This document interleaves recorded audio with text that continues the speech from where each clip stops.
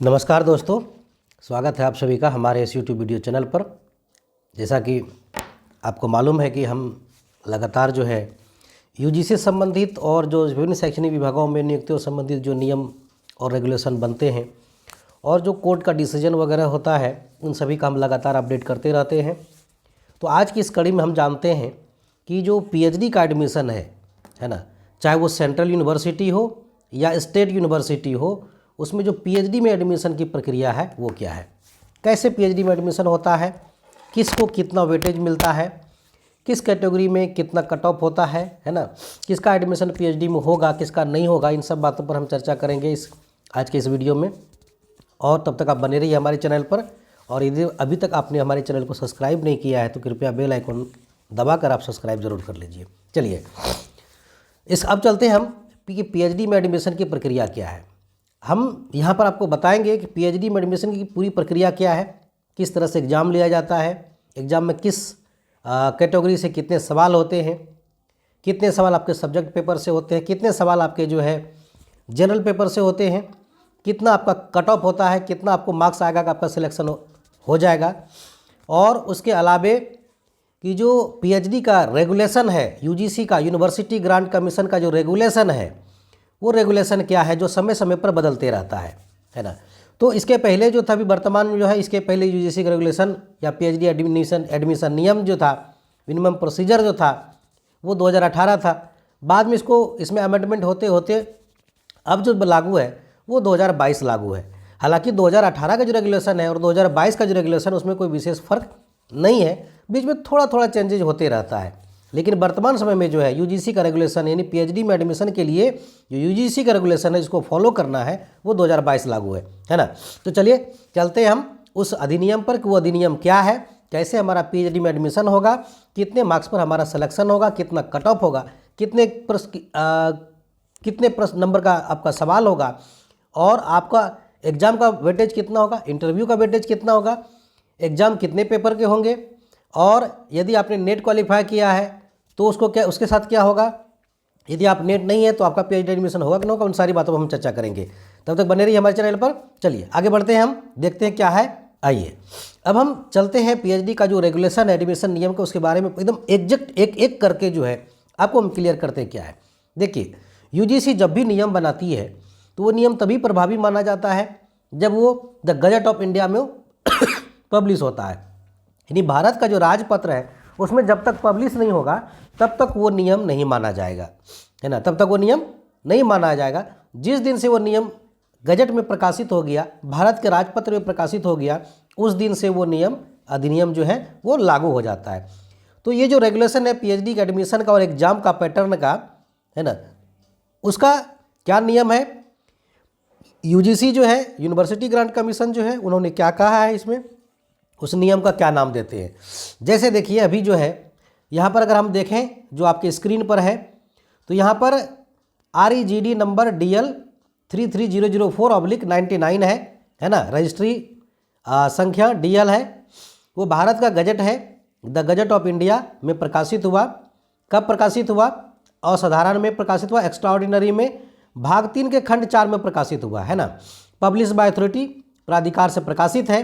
कब, तो ये देखिए नंबर 544 है, नई दिल्ली, सोमवार नवंबर 7, 2022, और हिंदी में कार्तिक 16, 1944 इस दिन प्रकाशित हुआ भारत के गजट में, जिसका है विश्वविद्यालय अनुदान आयोग अधिसूचना, नई दिल्ली 7 नवंबर 2022 है ना।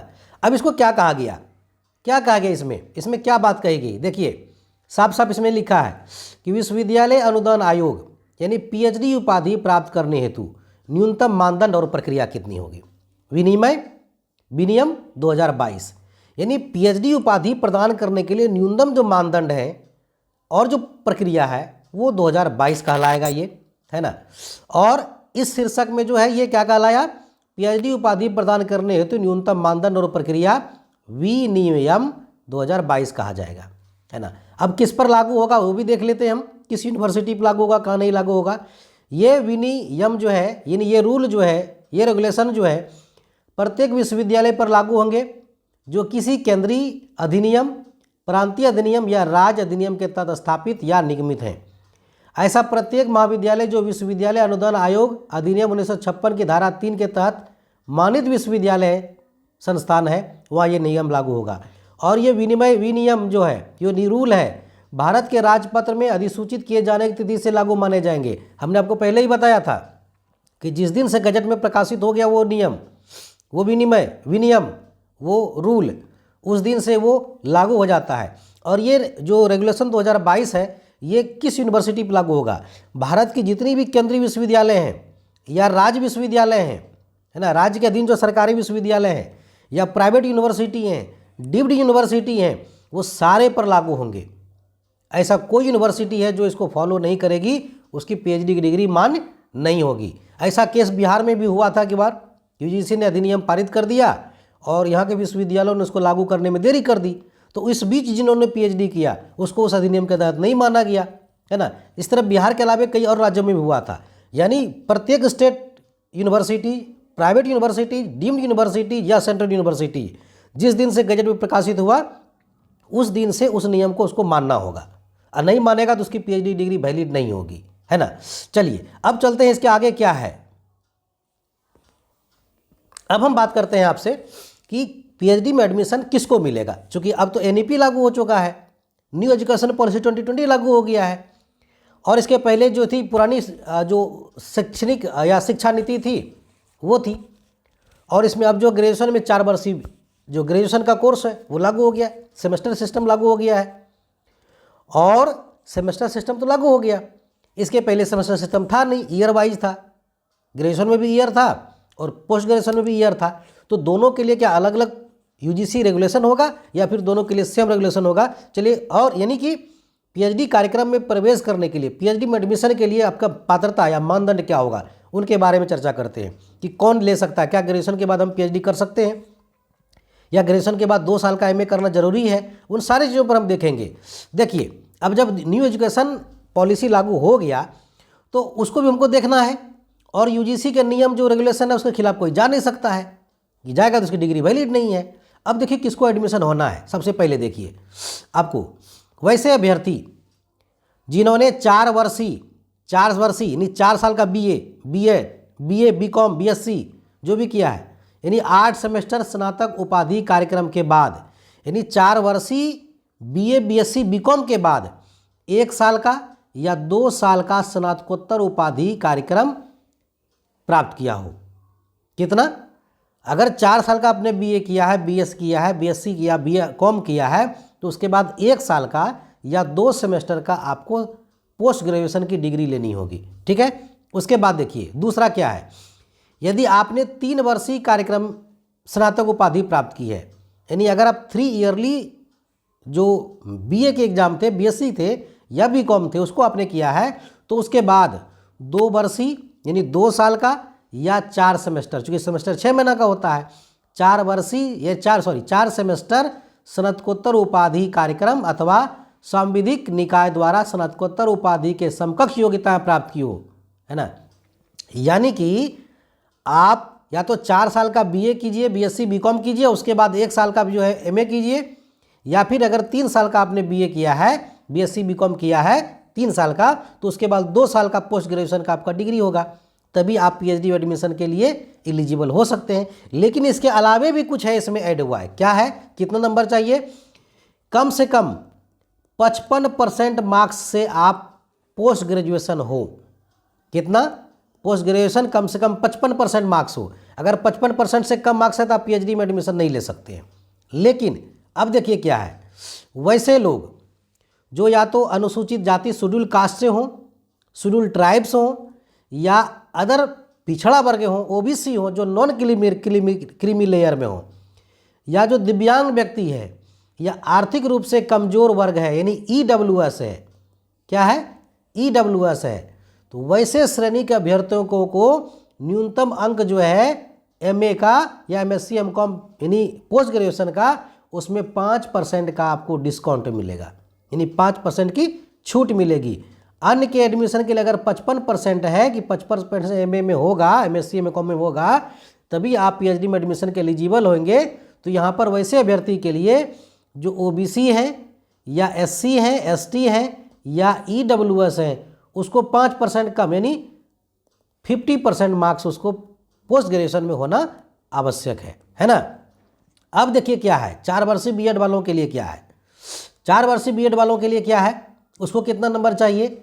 वो जो 55% आपने देखा ना, वो था 3 साल का बीए और 2 साल का एमए, बीकॉम बीए बैचलर और कितना 3 साल का, और जो मास्टर डिग्री था वो 2 साल का होना चाहिए और उसके 55% अंकों के साथ आपको क्या होना चाहिए, पास होना चाहिए। अब यदि आपने 4 साल का बीए किया है, यदि आपने 4 साल का या 8 साल का 4 साल का बीए या 8 सेमेस्टर का बीए बीएससी बीकॉम किया यानी बैचलर डिग्री प्राप्त की, तो आपको कम से कम जो है 75% मार्क्स जो है लाने होंगे ग्रेजुएशन में। कितना भाई, कम से कम 75% मार्क्स लाना पड़ेगा, तभी आपका जो है क्या होगा, पीएचडी में एडमिशन हो सकता है, अदरवाइज एडमिशन आपका नहीं हो सकता है ना। इसके अलावा मान लीजिए तो ग्रेजुएशन हो गया, ग्रेजुएशन के बाद एमए किया 4 वर्षीय या 3 वर्षीय या 2 वर्षीय और जो है 1 वर्षीय पोस्ट ग्रेजुएशन किया। यानी मान लीजिए किसी को एमफिल की डिग्री है कि एमए के बाद एमफिल कर लिया या मास्टर डिग्री के बाद एमफिल कर लिया, तो उसके लिए क्या नियम है, देखिए उसके लिए भी यूजीसी ने नियम बना दिए कि एमफिल वालों के लिए पीएचडी में एडमिशन कब होना है। कहा एमफिल पाठ्यक्रम को कम से कम 55% अंकों के साथ उत्तीर्ण करने वाले, कितना, कम से कम 55% के साथ 55% नंबर के साथ एमफिल उत्तीर्ण करने वाले, या जहाँ कभी ग्रेडिंग प्रणाली अपनाई जाती है वहाँ जो बिंदु मानक है तो उसको कन्वर्ट कर लिया जाता है परसेंटेज में उसके मानक के हिसाब से, और ये देख लिया जाता है कि उसको 55% मार्क्स है कि नहीं। यदि 55% मार्क्स है तो एमफिल में, तो वो पीएचडी में एलिजिबल होंगे, अदरवाइज वो एलिजिबल नहीं होंगे, है ना। वही अभ्यर्थी पीएचडी में एडमिशन के पात्र होंगे। अब देखिए क्या है, कार्यक्रम की अवधि कितनी साल की होगी, पीएचडी कितना साल का होगा, और उस आपको मान लीजिए उस समय अवधि में पीएचडी नहीं कर सके तो क्या होगा, है ना। और महिलाओं के मामले में क्या होगा, या फिर दिव्यांग वगैरह है तो उसके मामले में क्या होगा, सारे के बारे में चर्चा करेंगे। उसके बाद हम चर्चा करेंगे कि एडमिशन कैसे होगा। अभी हम उसकी एलिजिबिलिटी बात करें, कितने सालों का पीएचडी होगा, कार्यक्रम की अवधि। देखिए कार्यक्रम की जो पीएचडी की अवधि होती है वो मिनिमम जो है वो कम से कम 3 साल का होता है। कितना होता है, कम से कम 3 साल का होता है ना। उस 3 साल में क्या क्या है, इसी 3 साल में जो है, इस 3 साल में 3 वर्ष की होगी, इसमें पाठ्यक्रम से संबंधित यानी कोर्स वर्क भी शामिल होगा। और पीएचडी कार्यक्रम में प्रवेश की तिथि से अधिकतम अवधि 6 साल की होगी। यानी आपने जिस दिन पीएचडी में एडमिशन लिया उस दिन से, यानी एडमिशन जिस दिन लिया उस दिन से आपका जो मिनिमम ड्यूरेशन होगा वो होगा 3 इयर्स का। 3 साल के पहले आपका पीएचडी नहीं होगा, यानी उस 3 साल में आपका रिसर्च मेथोडोलॉजी जो कोर्स वर्क है वो भी शामिल है ना।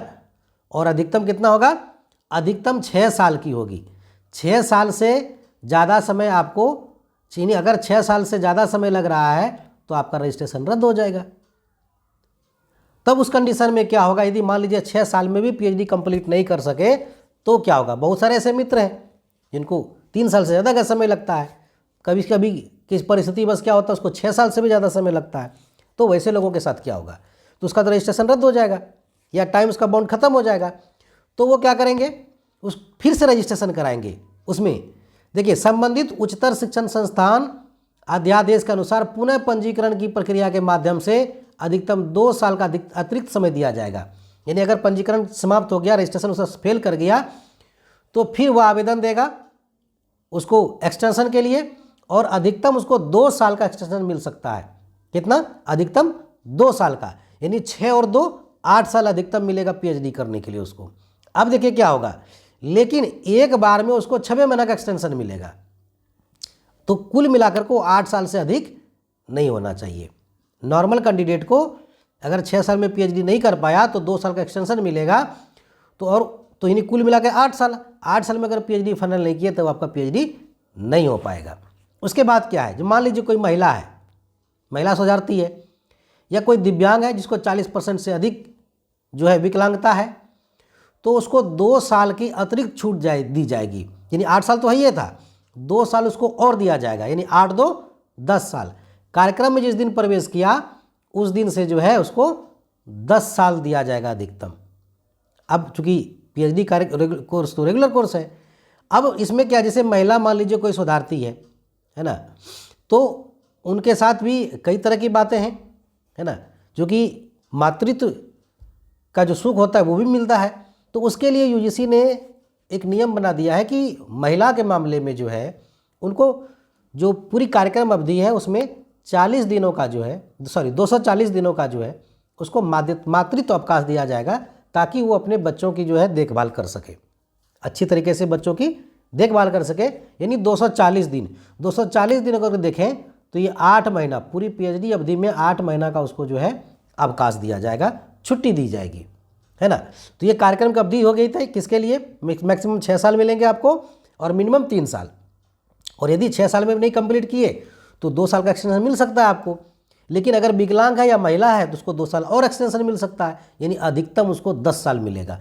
और इतने में अगर पीएचडी कंप्लीट नहीं किए तो आपका पीएचडी नहीं होगा, यानी जो भी कंप्लीट नहीं करेगा उसका पीएचडी नहीं होगा। माफ कीजिएगा, हमने आपका कह दिया, है ना। तो जो नहीं करेगा उसको, अब प्रवेश कैसे होगा उस पर भी बात कर लेते हैं हम कि पीएचडी में प्रवेश कैसे होगा। देखिए, यूजीसी जो है उन्होंने प्रवेश के लिए, पीएचडी में प्रवेश के लिए भी जो मानदंड तय करके रखा है, कौन कौन पीएचडी में प्रवेश कर सकता है, कौन पीएचडी में एडमिशन ले सकता है, उसके बारे में हम लोग चर्चा करते हैं और देखते हैं क्या नियम है। क्योंकि जानकारी रखनी चाहिए, अच्छी जानकारी रखिए, कहीं कन्फ्यूजन ना हो, नहीं तो पूरी पीएचडी कर लेते हैं लोग और पता ही नहीं चलता एडमिशन कैसे हुआ, प्रक्रिया क्या है, प्रोसेस क्या है ना। ज़्यादातर लोगों को पता नहीं होता है। तो आप इसको एक पॉइंट टू पॉइंट समझिए क्या है।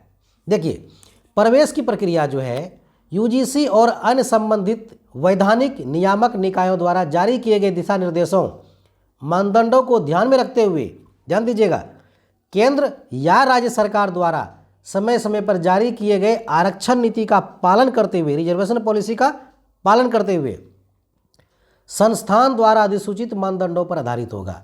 वो संस्थान जो है वो मानदंड को अधिसूचित करेगा कि क्या होगा।